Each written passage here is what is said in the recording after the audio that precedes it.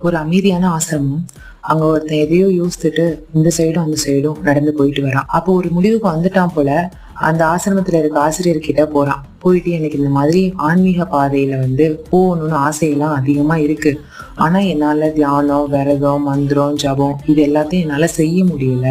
இதுக்கு வேற ஏதாவது வழி இருக்கா அப்படின்ற மாதிரி கேக்குறான். ஆசிரியரும் கொஞ்சம் யோசிக்கிறாரு. யோசிச்சுட்டு ஒரு வழி இருக்கு, ஆனா அதுக்கு உன் உயிரையே பணைய வைக்கணும், பரவாயில்லையா அப்படின்னு கேக்குறாரு. யோசிக்கிறான். யோசிச்சுட்டு சரின்னு ஒத்துக்கிறான்.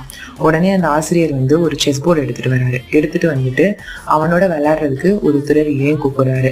இப்ப அந்த துறவியும் அந்த இளைஞனும் செஸ் விளையாட ஸ்டார்ட் பண்ண போறாங்க. இப்ப அந்த ஆசிரியர் என்ன சொல்றாரு அப்படின்னா, 2 பேத்துல யாரு தோத்து போறீங்களோ அவங்களுடைய தலைய இந்த வாளால வெட்டிடுவேன் அப்படின்னு.